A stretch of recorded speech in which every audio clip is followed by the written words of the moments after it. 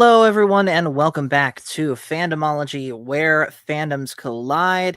I'm back with Phil, and y'all have already seen the title. We are back with Lord of the Rings, and we are finally on Return of the King. Now, if you guys haven't seen the other streams that we've done on the first two movies, of course, feel free to go back and watch them. If anyone is new to these streams, basically what Phil and I are doing here is we are going through the extended edition of the movies and breaking it down scene for scene and discussing what's accurate to the book and what isn't. And of course, if it's different from the book, how it actually did do different. And of course, there's going to be some pretty major ones that we're going to be touching on in this. So, before we get started into the movie as a whole, what is your overall opinion of the Return of the King, whether it's the book or the movie, just this particular chapter of the three-part Lord of the Rings story? Well, for me, out of the three, this is. I would put the Two Towers number one. I would put the Fellowship of the Ring number two, and this is three. But it does not mean that it's bad or anything to be three, because all three books and movies are home runs. Mm-hmm. So, but for me, I think the Two Towers is more action packed, book and movie wise. It goes at a faster pace, and you can say the tension. You can feel the tension in it, and what I mean by the tension is the Two Towers could have went into where Saruman could have won. It would have went darker. Could have went. Everything could have ended in disaster, but thankfully it didn't. And since it is that way, it gives hope.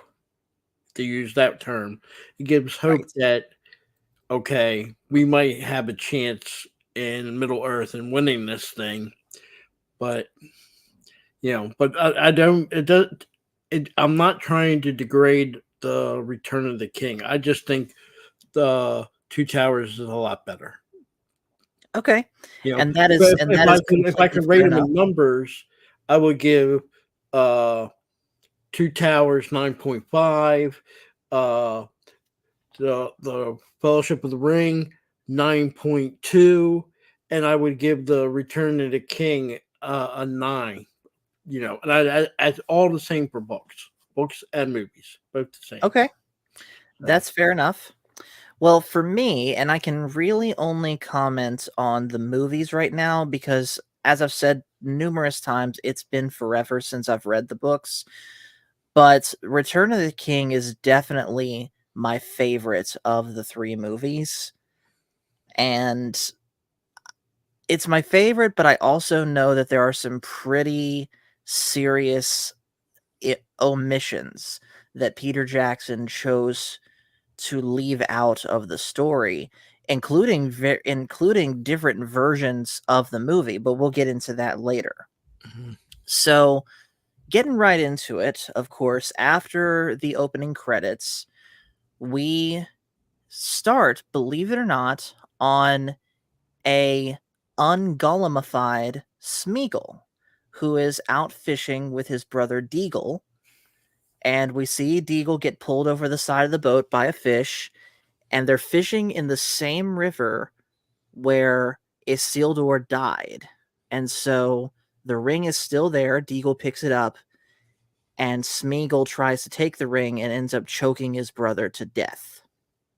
And then from there, we see this horrific montage of Smeagol slowly, both physically and mentally, getting corrupted into who he ultimately becomes as Gollum. So I remember previously when we talked about it, Phil, that in the books, Smeagol stayed in his village for a time, but was using the ring to pull pranks until eventually the villagers, and more specifically his grandmother, threw him out. We obviously don't see that, though. No, he pretty much starts doing mischief with the ring. Still not realizing what it is or anything in that uh category. But yeah, he'd be eavesdropping, getting news and gossip on people and trying to use it against people. Now, Smeagol was, you could say, uh, a hooligan. That's the Mhm. best term I could use. Before this, but his hooliganism goes overboard. Right. Mm, Unfortunately, his grandmother being in charge of the village and the family itself pretty much has to step in and for the good of the village and say, enough's enough. We can only do so much. We can only help you out so far, but it's like you're doing nonstop trouble for the sake of trouble. And Smeagol doesn't realize what the ring is doing to him. Like I said, he might have done a couple odd, crazy things, but to the degree what he's doing now, it's it's starting to corrupt him.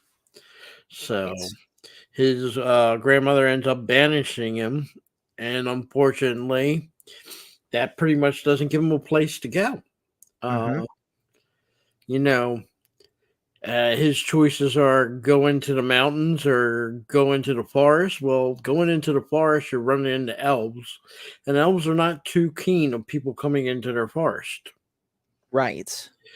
So pretty much where he's got to go is what he decides to do is he's going to follow the river up north, Mhm. and it ends up taking him up into the mountains until he finds that little, I guess you want to call it cavern Yep, where under he Goblin Town, and it's not that he just stays there. He does wander around Middle Earth, in particular Mhm. places where people don't like to go.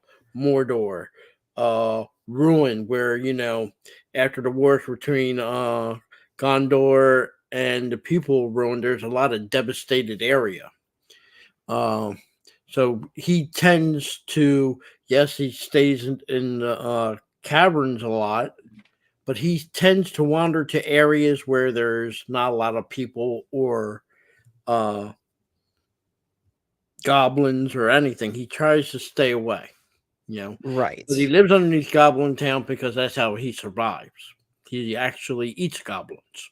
So, yeah, And of course, we don't see things to that degree, but we of course see, like I said, the mental and physical degradation that happens to him. His teeth starts getting ruined. He starts developing that throat noise that, that he eventually comes yeah. to be known by. But Um, you see the ring corrupt him, but also you have to bear in mind Smeagol's like what 500 some years old by the time Lord of the Rings. yes. So could you imagine what your one would look like 500 years afterwards? You Oh know, yeah, yeah. it would be terrible. Hobbits are in Lord of the in Tolkien's universe. They might live to 100, 110, maybe sometimes a little bit longer than that, 120. But 500 years is not something a Hobbit naturally can do. You know, Yes. so yeah. Uh, I think the important thing to remember is when you see him go through the change and they show it into the movie showing him changing, uh, it's turning him into something other than what he, supposed to be a hobbit. And by the time you get to him, you can still even see, and even in the movie, hobbit features into him. but he looks older, decrepited, even though he's able to still move around for somebody that old. He's still Mhm. able to move around, climb, and do things. But he lost, I don't want to call it humanity, but that's the only thing I have Yeah, to use. He loses his humanity. exactly. So, And again, it's probably, I wouldn't say it is my favorite, but it's one of my favorites parts of all three of these movies, and I do believe it's in my opinion the best of the three openings to these movies. And then once that's all done, by the way, hello to DJ Ronnie G with his turtle emoji. Nice to meet you, nerd. bud. So after this, we see Frodo and Sam making camp in Ithilien, basically at the, it looks like, although I don't think it is, it looks like it's the opening to that drainage thing that they were climbing through at the end of Two Towers.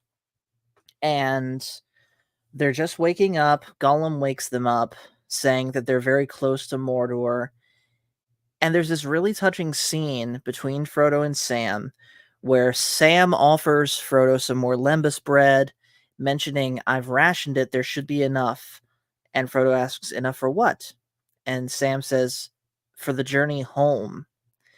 And Frodo gives him a look as if to say, I don't think there's going to be a journey home, Sam.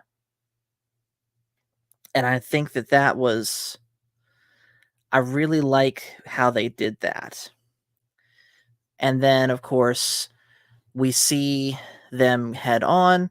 And then here we come right away to the biggest and arguably most controversial scene in all three of the movies. This is a scene that is different, not just from the books, but it's different theatrical version versus extended edition. We see the three hunters, Gandalf, Theoden, and the Rohirrim, arriving onto the property of Isengard, which of course is now a complete wreckage thanks to Merry, Pippin, and the Ents. And of course, everyone's reunited with Merry and Pippin. And we see Saruman has been surrounded on all sides. He has nowhere to go. He's standing at the top of his tower. And they try questioning him on what the enemy's plans are, and Saruman's being as uncooperative as possible. Gandalf breaks his staff, and ultimately Grima Wormtongue stabs Saruman in the back, only to get shot himself by Legolas. This does not, I know for a fact that this doesn't happen in the book, in that Saruman doesn't die here, neither does Grima. He's No, supposed to die at the end of the book in the Shire at the hands of the hobbits. right. Well, the part where they're questioning Saruman, excuse me, he's trapped in Orthanc, Mm-hmm. all right, with no way out. And Gandalf does give Sauron, Saruman, a way out. If he comes back, he'll be fine, be forgiven. Mm-hmm. But Saruman's pride and his corrupt, he's been corrupt. He doesn't take the offer. Right. So Gandalf, now being technically the head of the order, Mm-hmm. had the power to, well, he doesn't kill him. He just breaks his staff, which means he's no longer part of the Istari, and I would say technically has no ability to go back to Valinor. Mm-hmm. You know, he'll be pretty much stuck there in Middle Earth as long as he lived. Right. But Gandalf does give him that option. It's important to know that. He gives him a chance to repent. He does not take that offer. So he did have that chance. And where it differs book-wise, he is told by Gandalf tells Treebeard, keep him imprisoned in Orthanc. Don't let him out. Mhm. That's going to be his punishment. So Treebeard is technically supposed to be his jailer. Yes. What he does inside Orthanc, it's his business. But for his food and everything else he needs, Treebeard will provide for him, but he's supposed to be imprisoned in Orthanc. Right. And somehow he's supposed to escape all that and make Mhm. his way with Grima Treebeard Wormtongue. lets him go. For some reason, he lets him go. I forget the reason why or how he lets him and Grima go. Book-wise. And we'll do the book-wise first. He eventually makes his way to Hobbiton, and he takes it over with Grima and a bunch of thugs. Okay, Yes. and that's towards the end of the movie. These are when the hobbits come home from Aragorn being crowned king and everything. Once they make it home, here they find out here's the Hobbit nation, or whatever you want to call it, Hobbiton, whatever, has been taken over by Saruman and a bunch of thugs. And once again, after he gets defeated, the hobbits were going to let him go. But he tends to be the grumpy old man and damns them and damns everything. And something similar to what happens on top of the Orthanc movie. Real quick, Resolute Rebellion just popped in here and he says that the hobbits would refer to him as Sharky. Right. Well, Grima decides to, he stabs him in the back, which kills him. All right. And Grima gets shot. It isn't like in the movie, it's Legolas, but in there, it's the hobbits. They shoot him. Yes. And to end it all, you see a spirit form of Saruman rise up. And then for a moment, he's looking to the west. He's looking towards Valinor. And he's like in this, I want to say, like ghost-like state. And then the next moment, a wind from the west blows at him, and he, gets scattered. He blows away. Blows away. Now, that's funny because the exact same thing will eventually happen to Sauron, excuse me. So, yeah, there's a difference between the movie and the book. Right.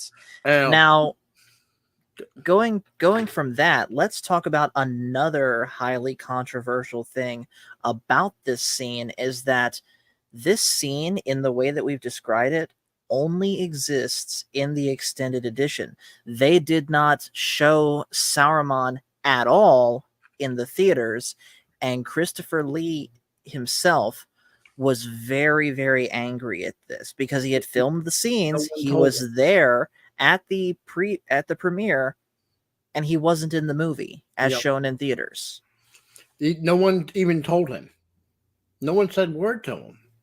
You think someone would have got we kind of cut your scene out of the movie.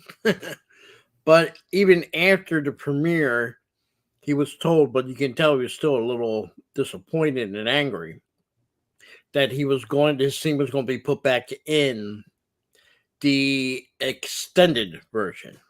Okay. And that's really something to be said on the so-called red carpet. You normally do not talk about a special edition because normally what happens, You release the movie in theaters. The movie goes theatric release into DVD, Blu-ray. And then later on, you would say, okay, we're releasing a special edition. But for the movies, they didn't go that route. They went from movie release to theatric release within this, normal 5-6 months. And then almost a year later, they released the extended versions. Mm-hmm. So yeah, that was very. You can still see a clip on YouTube of Christopher Lee, and he was not happy. And don't get me wrong, this actors, even if they were on a series like this, like 3 movies, and they're not in, they may have been in the first movie, but not the second, or the second, but not the third.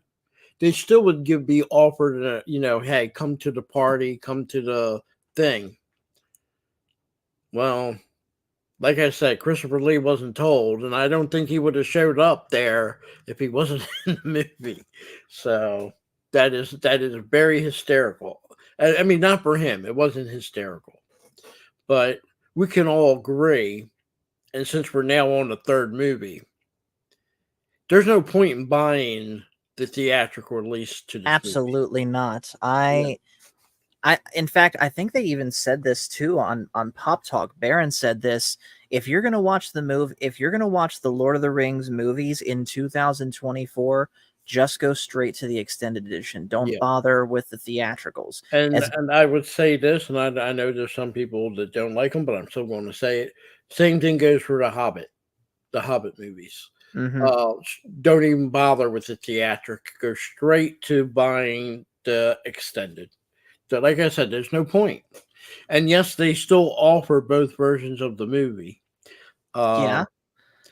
I mean, Real quick sidebar. I've been trying to find a hard copy of the Hobbit special edition specifically for the longest time. Walmart doesn't carry them. no, you can get them on Best Buy, but I would hurry with their supplies being low because they're stopping the Oh, I know. physical content. But I I got I them hate from. that. I got it last year, the Blu-ray edition extended. But there was a limited time, and I got it with Star Wars. Star Wars did the same thing. The first 3, the original Star Wars trilogy, they offered 6 discs. First one was what you call New Hope, all right, and that was the theatric release. And then they give you a second disc that is the special edition, Empire Strikes Back, theatric release, and then you got the other disc, special edition. And the I same thing remember that. I had a copy of that too, Yep, and I wish to God I had never scratched those up. I still have that. Now, Lord of the Rings, these 3 movies, they did have it for a limited time, where you could have got the theatric release and the special edition, but they Mhm. went so fast at the time that, yeah.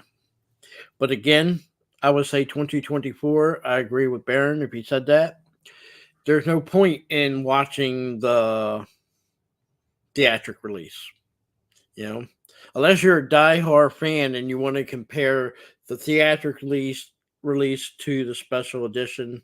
You know, I watch, and the reason I liked in Star Wars for the theatric release because that's how I seen them originally in the movie. Right. Okay, but I too will say this: I still lean more towards the special edition. I And do. I'll say this too. Credit to Lord of the Rings for the theatrical editions being more accessible than the Star Wars ones, Mhm. even if they are at this point the inferior version. Right. I wouldn't call them inferior. It's just this. That's just the way uh, movie companies work. You know, trust me, they know. Like we can use an example, Skyrim. You get so many different editions every year. It's not funny. They know people will buy it. There's even talk of the special editions to these 3 movies. They Mhm. would make each movie about 6-7 hours long. But That would be ridiculous.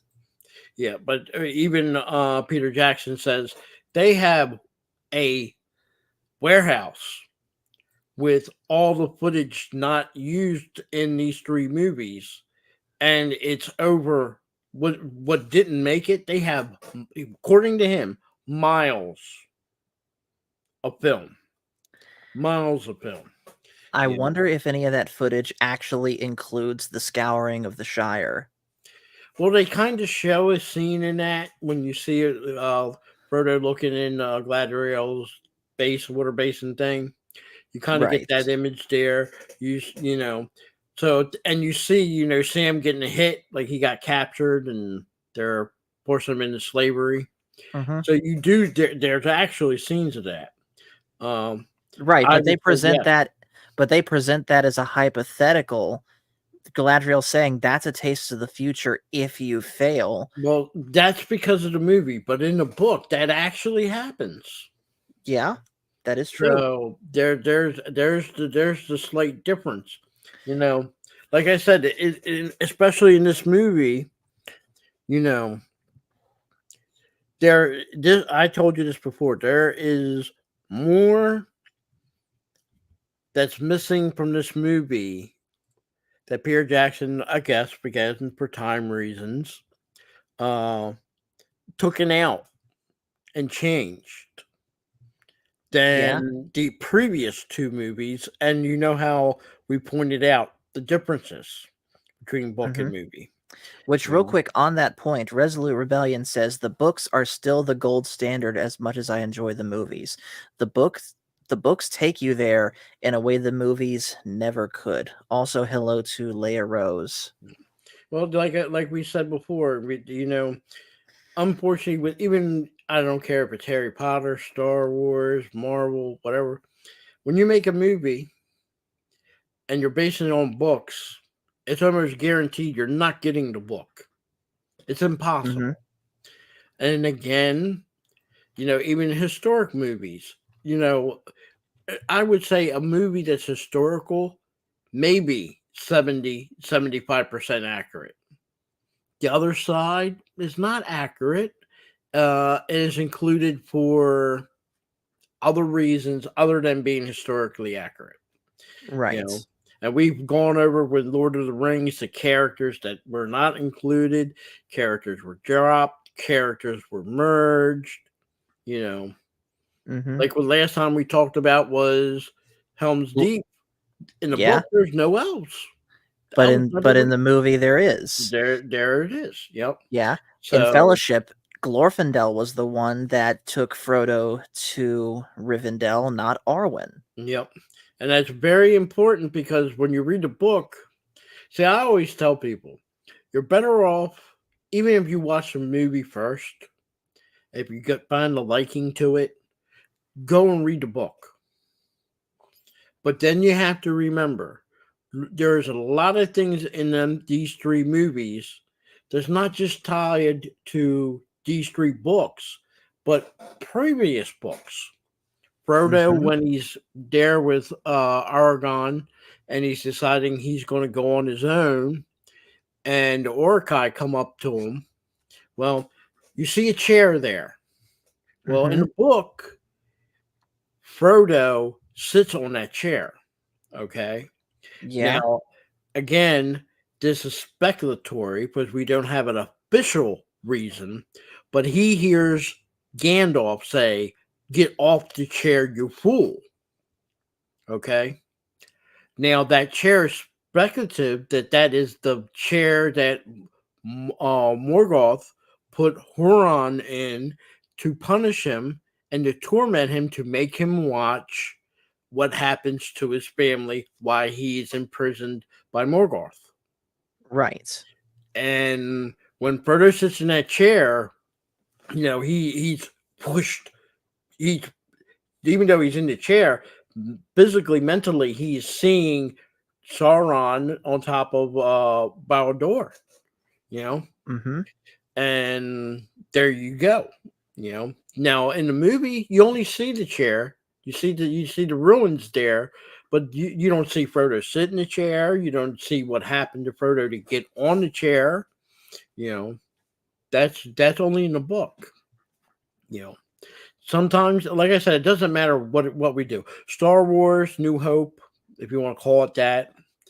Hmm. If you read the book, there's so much more into it than you would get into the movie. It's just that's just the way it is. You know, Exactly. you never can fit everything into it.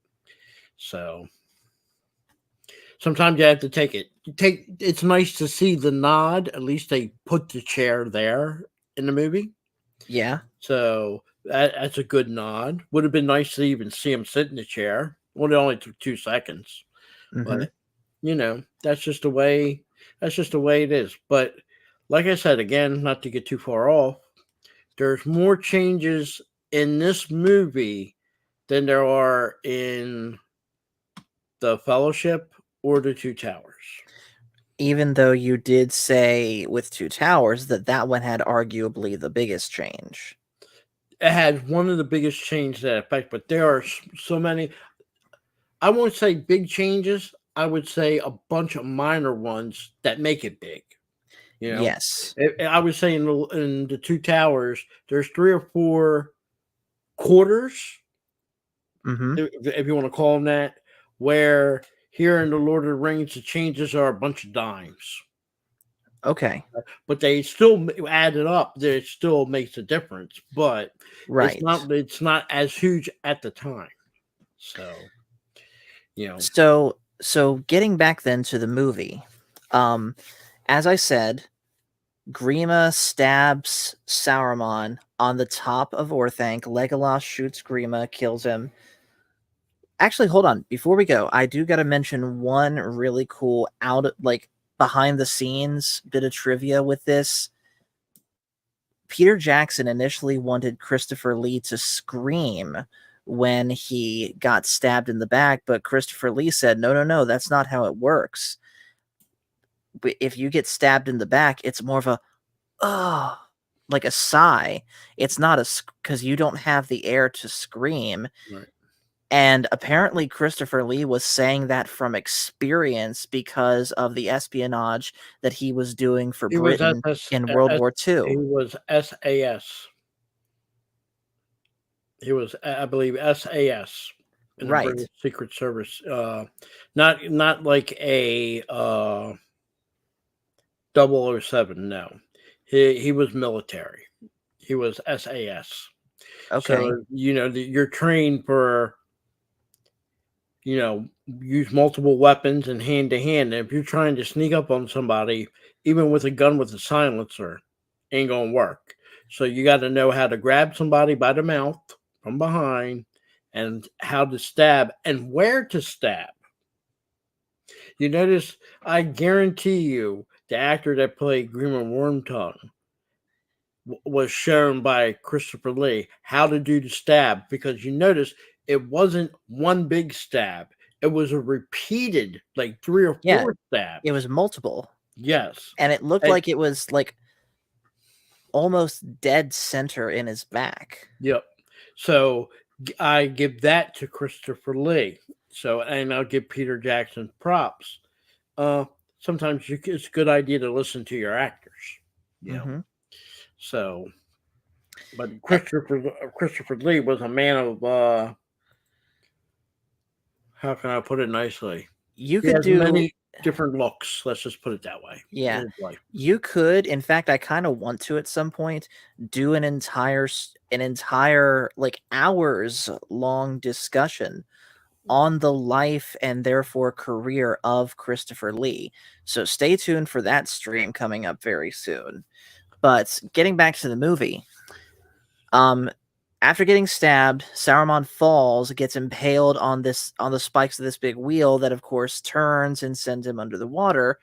During the course of this, the Palantir falls out of his hand, and of One course, of one of the Palantirs. one one of the Palantirs. Okay. It's the only one, by the way, that we really see in this movie.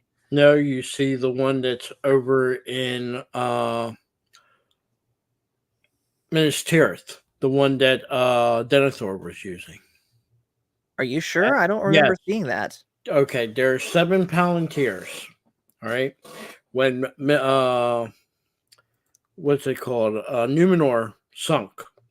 Hmm. Uh, the Numenorians brought over 7. One was put in Minas Tirith. One was put in Orthanc. Another was put in, believe, Withertop. And the other ones were spread all through Honor. And when the last king of Honor was fleeing and trying to make it to the coast, and he got on a boat, but unfortunately there was ice and the boat sunk, Titanic style. Yeah. 3 of the Palantir went to the bottom of the ocean. These are the only ones that remained. The Hmm. one from Orthanc, which Saruman had, the one that's in Minas Tirith, and the one Sauron got, and people speculate that's the one from Withertop that he got centuries before. Right. You know, so but yes, Denethor had a Seeing Stone, But and that's why he was acting the way he was acting, because he was peering. See, the Seeing Stones show you things kind of similar to Gladriel's little well thing. hmm But you got to, it's not giving you all the information. Okay. And I'm not saying it's showing you a probable well, future. It's actually showing you the future. It's like this. If I take a picture and I showed you a picture 2 years from now of an intersection you were at, and 2 years later you go to that intersection, but you end up in a car accident, you don't know about the car accident. All you know is that in your mind, you've seen that picture of the intersection. right. You know? But what I'm trying to say, Phil, is I know that Denethor had another Palantir. They talk about that, of course, in the book. But I'm pretty sure the movies, even the extended edition, don't actually show that. Yes, they do. They do? Yes, they do. When after they win the battle of Pelennor Fields, they bring Aragon the. That's the Orthanc one, and that No, and it's not. No, it's not. No, it's not. That is the one from Minas Tirith.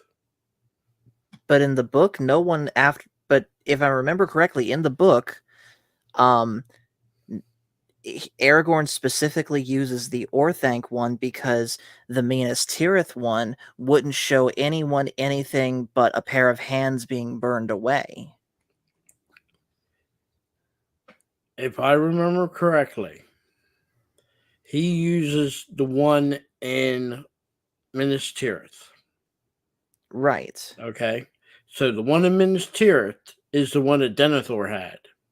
The one that you see from the movie when Gandalf rides away, Gandalf ain't taking that with him.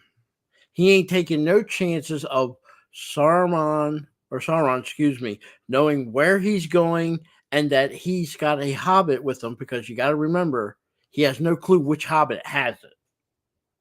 So he wants him to, if anything, after Mr. I forget which one, Mary, sees it and goes into it. It's Pippin.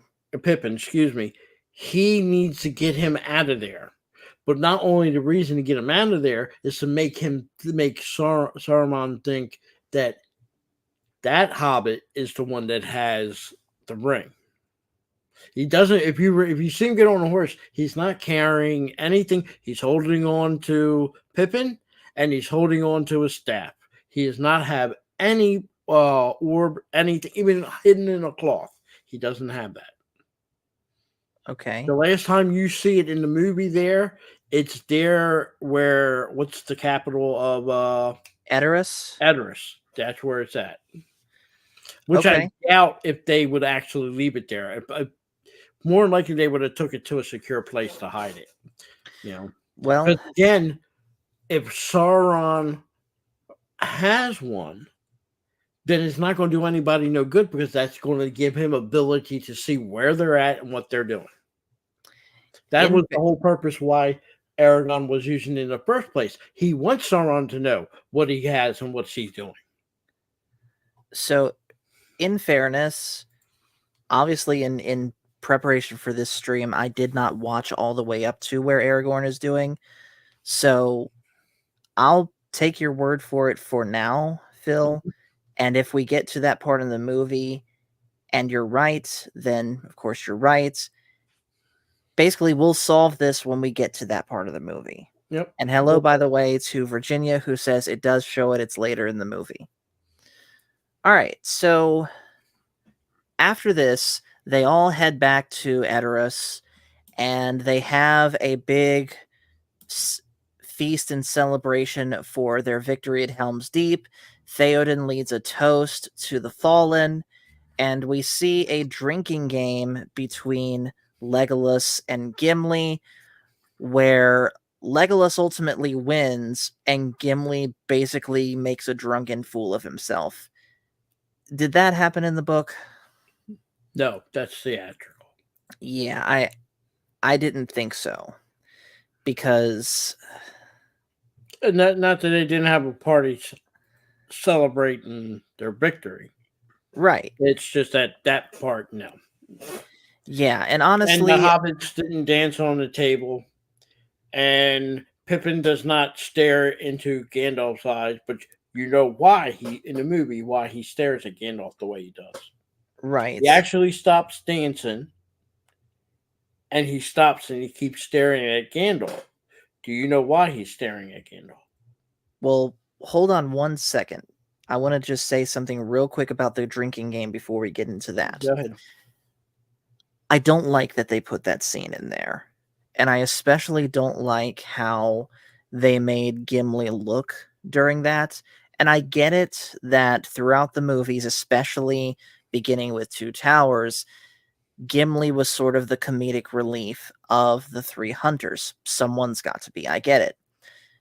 But in my opinion, with the drinking game, they took it too far with him, and he just became a complete joke. Because yes, I'm sure he would love to, because yes, I believe that he would get drunk and have a good time when he has some downtime. But they played it like in too much of a joke, in my opinion, for a character that is supposed to be a proud dwarven warrior. Well, if you know anything about Anglo-Saxons and Vikings and how they celebrate, that's how they celebrate. They get to a drunken stupor. Okay. You know, that's you have to remember the people of Rohan is modeled after Anglo-Saxons. The difference is the people of Rohan were more people that rode horses, and Anglo-Saxons normally fought on foot or in the real world. But celebration-wise, that would be the exact type of celebration they would be doing. Getting drunk, drinking, jumping on tables and doing what the hobbits were doing. Yeah, that whole 9 yards, that would be something they would do. So, okay. I mean, I guess that's people's choice in how they do things, you know, how they celebrate. But that's, if they're trying to model, that's how they would, you know. Mm-hmm. And like I said, it makes sense. It's just one of those things where I'm not a fan, basically. So with that, we see more scenes of Eowyn clearly fawning over Aragorn. Aragorn not really sure how to take it. We even see Theoden basically congratulating Eowyn on the fact that she's got a crush on Aragorn. And it's just kind of funny to me that he has no clue that Aragorn basically has a girlfriend already in Arwen. But then again, we don't see any scenes of Aragorn mentioning that, so how would he know? Well, look at it this way.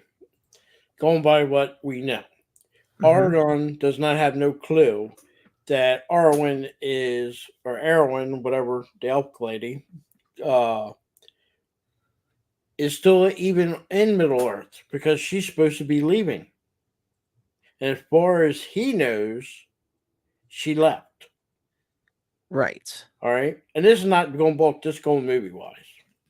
He was told that she was going to the lands of the West, the Undying Lands. So she's gone. Mm-hmm. And I think Aragon is not looking for a replacement woman yet. But I think what he's doing is, in my book, he's playing, I got to deal with this stuff. I ain't got time for girlfriend romance, anything like that. Right. So I don't think he's leading her on or other than being nice. He was nice when she handed him the bowl of soup. He was nice to her when she brought him the cup of mead or ale, and then gave her the dose of reality in the later on in the movie.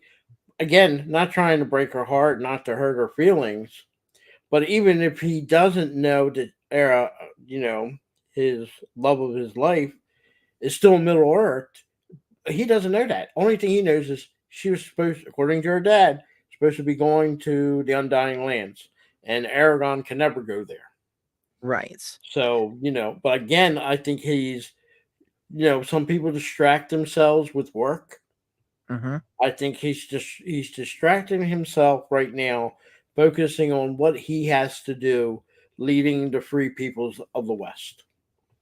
Remember, he's technically still not king, but he's doing everything humanly possible with Gandalf to make it so the people of the West can have a chance to win the war. Right. And And real there's quick, where his focus on. I don't think, like I said, I don't think he's leading her on or anything, but she typically has a crush. mm-hmm. So, and her uncle sees that and congratulate her. He said you'd make a fine choice, and it would have been a fine choice, but Yeah. in the future things doesn't work that way, or he even So never intended to be a romantic interest for her. So with that, real quick, Resolute Rebellion says, "I love the look on Eowyn's face when her uncle says his father fought with Aragorn. She had no idea he was that old, or a Dunedain, for that matter." And yeah, that was definitely a shock to her when she found that out on the way to Helm's Deep. Real quick, still didn't answer the question, and real quick, it won't take long. Oh yeah, Why is forgot. Pippin staring at Gandalf the way he does? Because he can see Gandalf's true form as a Maiar. No, he saw that true form of him when he looked in the Palantir. Mm-hmm. He saw his true form. He saw, according to the book, he sees Gandalf when he first arrives in Middle Earth. Now, when he first arrived, he gets changed, a physical change. He's not the old man. As soon as he lands in Middle Earth, all 5 wizards become old men, but that's their disguise Right. they're supposed to be using. Well, he sees him pre-landing as I forget his true name, but how he looks, and will look again when he goes back to Valinor. It's Mm-hmm. not the old man. So he can't stop looking at him. If you notice, everything he's doing, he wants to see again because he wants to see more of Gandalf, or I forget his real name, I apologize, of Gandalf before he came to Middle Earth. Who is this Right. guy? It'd be the equivalent of you seeing somebody and finding out that's an angel. Mm-hmm. Now, an angel in disguise. And if you would have the ability to see it, look again, to see more, you would probably do the same thing he done. Hey, I want to see more. That's an angel. I want to know more. You know, but that's the reason, especially why he stops to dance. And Mary tells him Pippin, and he gets back to dancing. And him and Gandalf, Right. you notice right before he tells him to go back to dancing, him and Gandalf exchange glances there. Gandalf Mm-hmm. knows why he's staring, and Pippin knows why he's staring. They Exactly. don't see each other the same way as they did before. So, but that's very important to point out. That is true. So later that night, we get kind of a touching scene between Eowyn and Aragorn, where Eowyn tells Aragorn of a dream that she had, and then Aragorn goes outside to talk with Legolas about how he senses that the eye is moving. While this is going on, Hold up, real quick. The dream she talks about in the movie, they played as her dream. That's not in the book. I mean, it's in the book, but it's not her dream. That was Faramir's dream. Faramir dreamed that he saw the end of Numenor. oh, That okay. they switched it. They gave it to her. But Why would they do that? Peter Jackson, you got to talk to him. But Faramir Hmm. has a dream where he sees the last queen or princess, whatever you want to term her, of Numenor going up to the temple. The, Morgoth, Sauron changes the temple to for Morgoth all that time and was doing evil. So she was going up higher to the temple to the highest point of the mountain. And that was supposed to be a holy place for there. But she never makes it in time because the water comes and takes her away. But Right. Faramir has that dream. But in the movie, they give it to her when she's on that couch. Mm-hmm. And it was precisely the same word for word of what Faramir points out that he saw in his dream. Right. And while this is going on, Pippin is sneaking through where everyone is sleeping because he wants to take another look at the Palantir. Mary, of course, wakes up and is trying to stop him, but it doesn't work. Mary ends up getting his hands on the Palantir and somehow activates it and is able to basically see Sauron pretty much directly. And everyone wakes up at this. Aragorn manages to get the Palantir away from Pippin, but he is temporarily incapacitated himself until Gandalf's able to wake up and throw a blanket over the Palantir to put it out. And so he questions Pippin on what he saw, and he said that he saw a white tree, quote, in a courtyard of stone. The tree was dead and the city was burning, basically foreshadowing what's ultimately going to happen at Minas Tirith. And that's not all.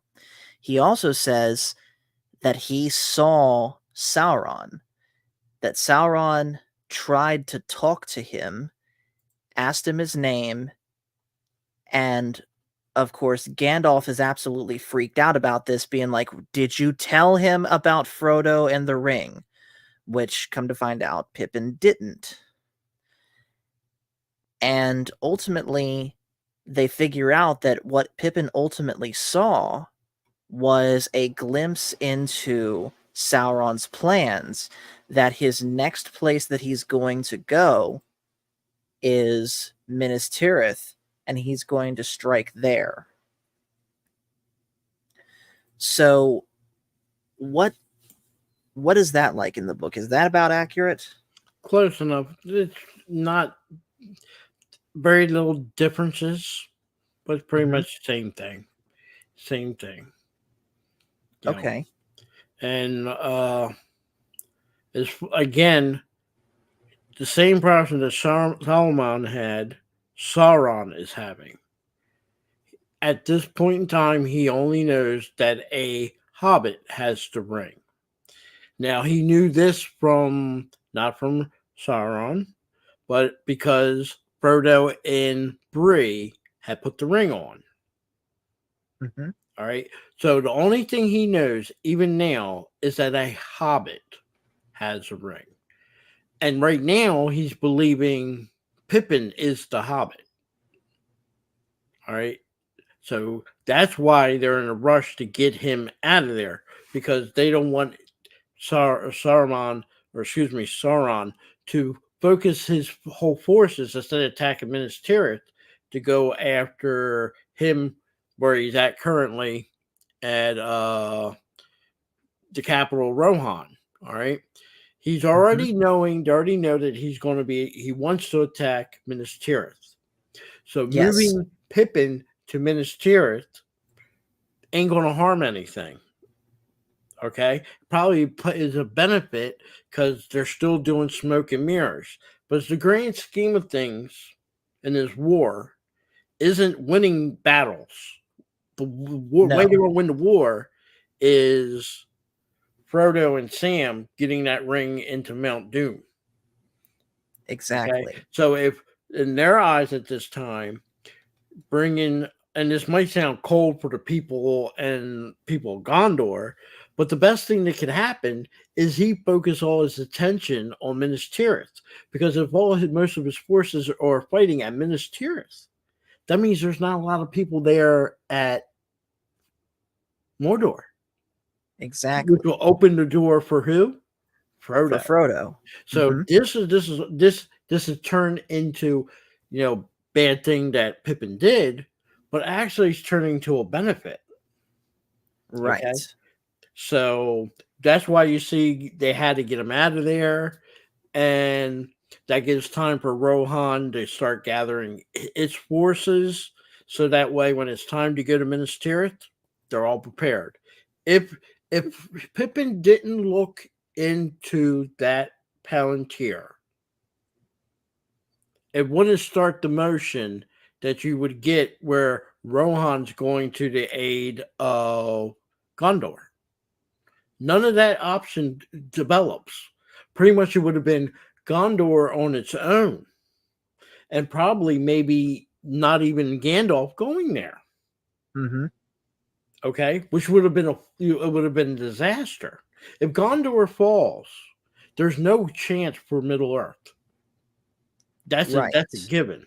So this actually benefits them, and again, it benefits it helps Frodo because most of the forces of Mordor is going to be busy out there in the Palantir fields. So it does work in a way. Themes, I like to say, just like in our own world, you have Iluvatar, aka God in that universe, and our own things are happening that we don't see or know, and things happen for a reason.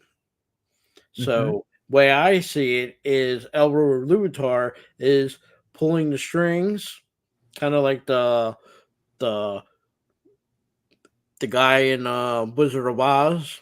The Well, I forgot what they call him. The wizard. The wizard. He's pretty much behind the strings, pulling everything. This is going to happen, so this will happen, and this will happen. Kind of makes sense. So, but yeah, Okay. Pippin. I know when you see the movie and you're watching it, you're like, Pippin's an idiot, a fool. But you know what? Fool of Like a I said, took. if he didn't do it, then everything that happens from that point on doesn't happen. You know, Gondor doesn't get the chance to light the beacons. They're just going to sit there. All right. You Mhm. have no Gandalf to help when they need him the most there to take charge. And, there's no guarantee, definitely no guarantee Rohan's going to help Gondor. But now you're definitely going to get help from Rohan, even if they don't light the beacons, because Gandalf's there. And we can pretty much think Theoden isn't going to leave Gandalf hanging. Right. So, plans have, like he says in the movie, the chessboards have been set, the pieces are moving, and nobody can stop it. Whatever happens is going to happen. You're powerless to do anything but to do what you can do. Mhm. So, sorry, I And didn't mean to distract you there. no, it's fine. That's basically says everything that I was going to say there. Basically, Gandalf decides that he needs in the midst of all this that he needs to go to Minas Tirith. Before he leaves, though, he tells Aragorn, you've got to get to Minas Tirith through a different road.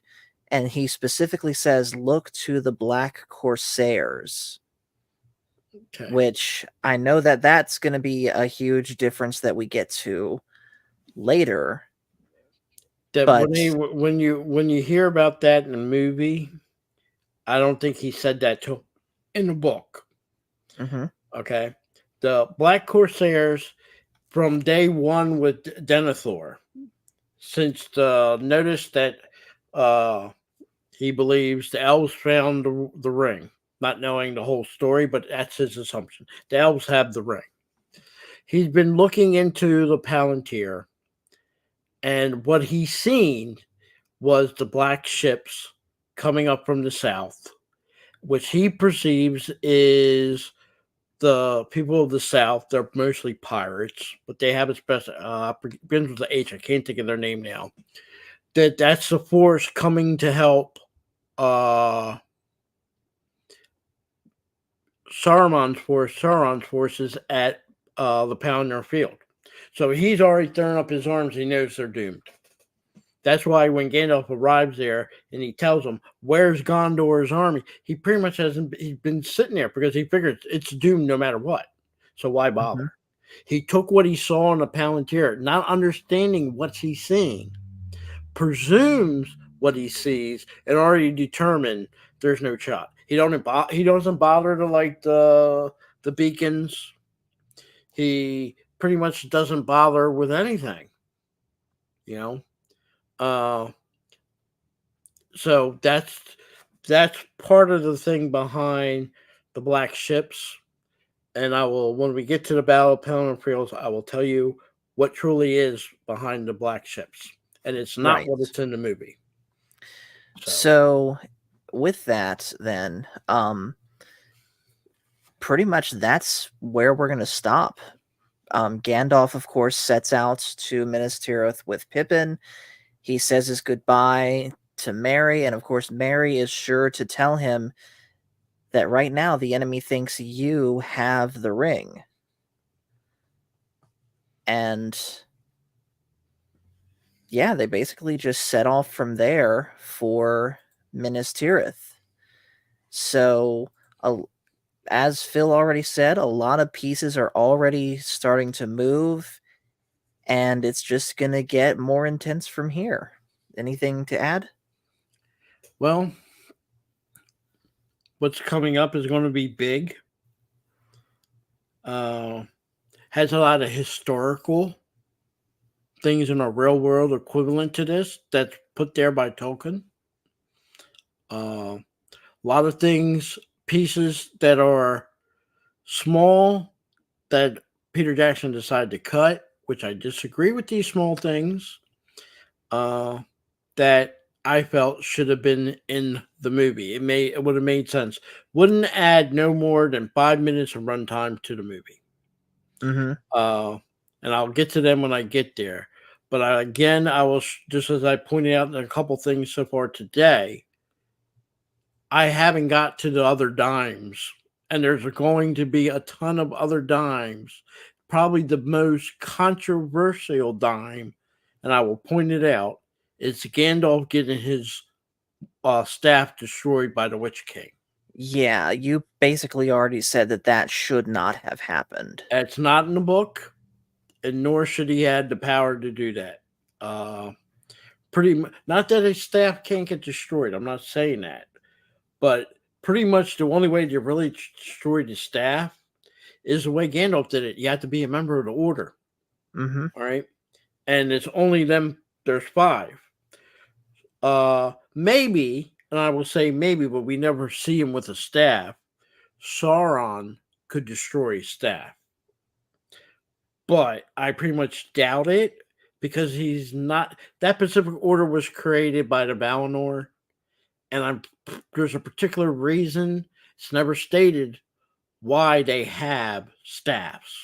Mm-hmm. Do they really need them? Maybe they do, maybe they don't. But you only see out of the 3 that we do see in the movies, Gandalf uses a sword just as much as he uses his staff. Right. you know. And even though you see the big staff fight in uh the Lord of the Rings, you don't see uh Saruman really dependent on that staff. You know, when he's doing that thing over there and he's trying to prevent him from crossing the path, you know, and he's sending the storm with the ice and everything and the thunder. He's Yeah. not using. I don't. If I remember correctly, he's not holding a staff doing that. He's holding his hands out like Moses, more like it. You know. Actually, he is holding the staff, but that's literally all he's doing is just holding it. He's Yeah. not like waving it around trying to make the I ice mean, and yeah, even snow when he's happen. talking through Theoden when he's under the spell, you don't see him holding the staff to do it. You see Gandalf to break the spell, but on Saruman's side, when you see him get knocked back, you don't see no staff. So Right. I don't Also, know. I also don't real know. quick, Sorry, guys.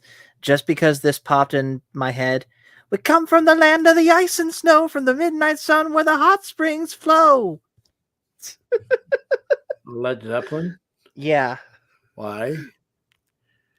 I don't know. It just popped in my head when you were talking about all I the got ice and snow that he was conjuring. gotcha. All right. Okay. Okay. But like I said, uh,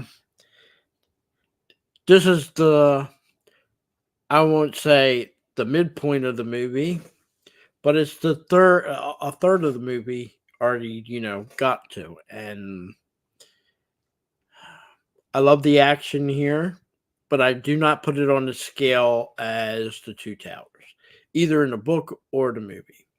Though the Battle of Palantir Fields is 10 times huger than Yeah. In fact, Helm's Deep. if I'm not mistaken, doesn't the Battle of the Pelennor Fields still hold the record for biggest on-screen battle ever? No, no. We'll look into it, but I do not believe so because there's a lot of CGI and duplicates.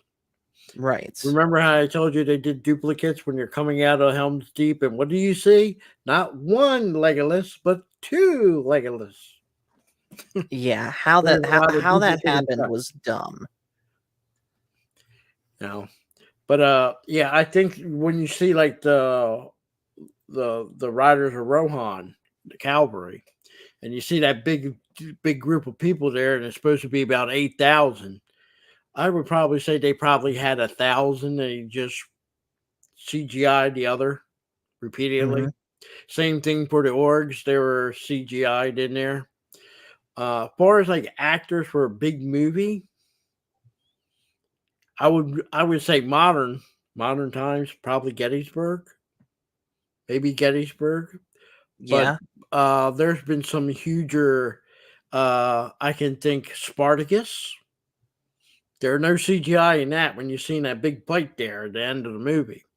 I have Seen all not the seen Roman legions Spartacus. there marching. That's not fake. That's a bunch of real people, actors, and doing that. Right. So uh, I'll have to look it up. But modern times I might lean on Gettysburg. But having 1,000 people on horses and everything, that's nothing to sneeze at. You know. I can't speak for the org side. They probably had a couple hundred, but again, everything's CGI'd. Repeat, repeat, repeat. Of So course. I'll look it up and I'll give you let you know. Okay. Yeah. Well, with that, guys, we're going to go ahead and turn it off for the night. So, thank you everyone to watching. I am going to go ahead and let you guys know there is not going to be a beginner series tomorrow. I have plans already that night that I want to keep. So, there will not be a beginner series tomorrow. We will instead do beginner series Wednesday.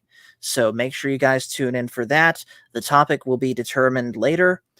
And of course, the weekly pop-in stream that we do every Friday will be back on Friday. The topic for that will be what makes a good mystery story. Make sure you guys read up on the new rules for pop-ins that I posted recently. But aside from that, thank you guys so much for watching. Make sure to hit like and subscribe if you haven't already, and we will talk to you guys later.